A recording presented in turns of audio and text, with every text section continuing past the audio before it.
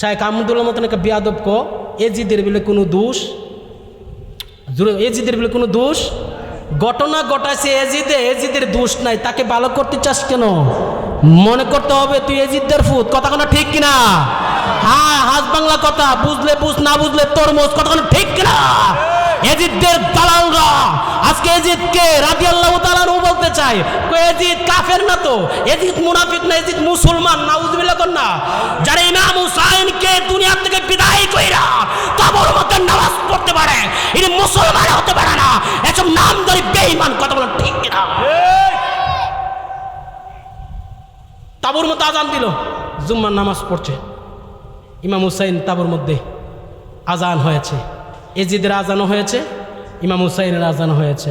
ইমাম হুসাইন রে যারা শহীদ করে নামাজ পড়ে তারা তো মুসলমানই না, হিন্দু আসলো, অন্য ধর্মের লোক আসিল, মুসলমান। এটা ওই কারবালার থেকে আদম থেকে আসছে, হক বাতিলের পরিচয়। ইমাম হুসাইনকে যখন দুনিয়া থেকে বিদায় করবেন, ইমাম হুসাইনরা যখন দুনিয়াতে মুহররমের 10 তারিখ কারবালার ময়দানে শোয়াই দিলেন, শোয়া দেওয়ার সাথে সাথে ইমাম হুসাইনকে জবাই করার চেষ্টা করছেন, গলার মধ্যে জবাই করার চেষ্টা করছেন।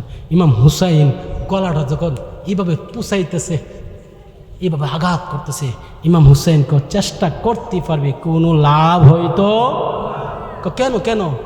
জানিস না এই জায়গার মধ্যে আমার নবী, আখির নবী, আমার নানা ভাই অসংখ্যবার নবীর নবুয়তের জবান এই জায়গার মধ্যে লাগছে। যেই জায়গার মধ্যে নবীর জবান মুবারক লাগতে পারে, এই জায়গার মধ্যে কখনো জবাই হতে পারে? তাহলে কি করতাম? তোরা জবাই করতে চাইলে আমার পিছন দিক দিয়ে করতে পারবে। ইমাম হুসাইন বলে ঠিক আছে। ইমাম হুসাইন যখন বলছে তোরা আমাকে পিছন দিয়ে জবাই করবি, আমার একটা আবদার শুনবি কি? আমি 2 রাকাত নামাজ পড়বো। আল্লাহু আকবার কইতেন না? কয় রাকাত? 2 রাকাত নামাজ পড়ব। ইমাম হুসাইন যখন বললেন 2 রাকাত নামাজ পড়বে, এই বেয়াদবগুলো ইমাম হুসাইনকে কোনোভাবে পারতেছে না।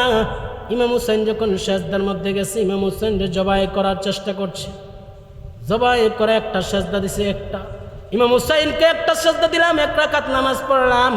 আর 1 রাকাত নামাজ পড়ার হুকুম যেহেতু দেশ নাই, তোর আমাকে সুযোগ যেহেতু দেশ নাই, আর 1 রাকাত নামাজ পড়লাম হাসরের ময়দানে।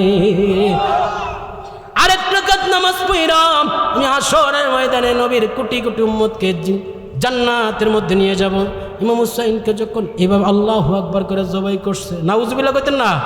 ইমাম হুসাইনের জবাই করার সব সীমার যখন বুকটার মধ্যে চাপ মারছে জুড়ে দইরা, আল্লাহু আকবার, বুকটার মধ্যে যখন চাপ মারছে, ইমাম হুসাইনকে এই বুকের মধ্যে চাপা দিস না, এই বুকের মধ্যে এইভাবে আঘাত করিস না। জানিস না রে, জানিস না আল্লাহর পয়গম্বরের হাজার হাজার আবার আল্লাহর পয়গম্বর নবী মুহাম্মদ রাসূলুল্লাহ সাল্লাল্লাহু আলাইহি সাল্লাম আমার কুলের মধ্যে নিয়া নিয়া নবীর বুকটার সাথে লাগাইছে। যেই বুকের মধ্যে নবী এইভাবে নবুয়তের বুক মুবারক লাগাইতে পারে, ওই বুকের মধ্যে চাপা দিস না, চাপা দিস না। সীমার শুনে নাই আল্লাহর পয়গম্বরের নাতি জান ইমাম হুসাইনের কল্লা মুবারক যখন আলাদা করে ফেলছে, আল্লাহু আকবার, কল্লা মুবারকটা আলাদা কইরা এইভাবে বল্লমের আগার মধ্যে ঢুকাইছে। বল্লমের আগার মধ্যে ঢুকাইয়া কয় এজিদ জিন্দাবাদ, এই চল সবাই চল। কোথায়? দামেস্কের মধ্যে এজিদ আছে, এজিদের কাছে যাবো। এজিদের কাছে গেলে এজিদ আমাদেরকে প্রাইজ দিব, উপহার দিব। এজিদ জিন্দাবাদ, এজিদ জিন্দাবাদ, এজিদ জিন্দাবাদ। হুসাইন মারা গেছে, এজিদ জিন্দাবাদ, এজিদ জিন্দাবাদ। হে আব্দুল্লাহ বিন জিয়াদ জিন্দাবাদ, জিন্দাবাদ করে নেওয়া যাইতেছে। এমন সময় হঠাৎ করে তাকাইয়া দেখে কুরআন শরীফের তেলাওয়াত শোনা যায়। কুরআন শরীফের তেলাওয়াত শোনা যায়। কুরআন শরীফের তেলাওয়াত সীমা ডাইকে বলে, ভাই এই সে তুই কি কোরআন শরীফ তেলাওয়াত করছো? কোন না, আমি কোরআন শরীফ তেলাওয়াত করি নাই। তুমি করছো? কোন আমিও তো করি নাই। তুমি করছো? কোন না। কে রে করছে? কোরআন শরীফের তেলাওয়াত সূরা ইয়াসিন পড়ে কান্ডাস থেকে লাগাইছে, কান্ডাস থেকে লাগাইছে। দেখে ইমাম হুসাইনের কল্লা কিন্তু আলাদা, কল্লা মুবারককে আলাদা, কল্লা মুবারক শির মুবারক আনকমন ওয়াজটা শুই না যান। ইমাম হুসাইনের ঠোঁট মুবারক দিয়া বলতেছে ইয়াসিন ওয়াল কুরআনিল হাকিম, ইয়াসিন সূরা সূরা ইয়াসিন পবিত্র কোরআন শরীফ তেলাওয়াত করতেছেন। জোরে কোন না আল্লাহু আকবার। কোরআনে দে প্রমাণ প্রমাণ আছে। আমার আরেকটা গজল, কোরআনেতে প্রমাণ আছে শহীদরা মরে না।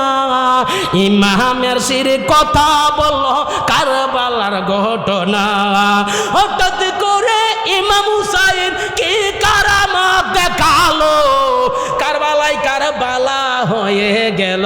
বলেন কারবালায় কারবালা হয়ে গেল। মুহররমের 10 তারিখে কি ঘটাইলেন, হায়রে কি ঘটাইলেন রাব্বানা, কলিজা মোর ফাটিয়া যায় রে শুনিলে তার ঘটনা। মুহররমের কি ঘটাইলেন, হায়রে কে ঘটাইলেন রাব্বানা, কলিজা মোর ফাটিয়া যাই গো শুনিলে তার ঘটনা। আসমান কান্দে জমিন গো কান্দে, কান্দে সোনার মদিনা, হায়রে কান্দে সোনার মদিনা, নিরলে বসিয়া গো কান্দে আলী ও মা ফাতেমা। জোরে কোন নারায়ে তাকবীর।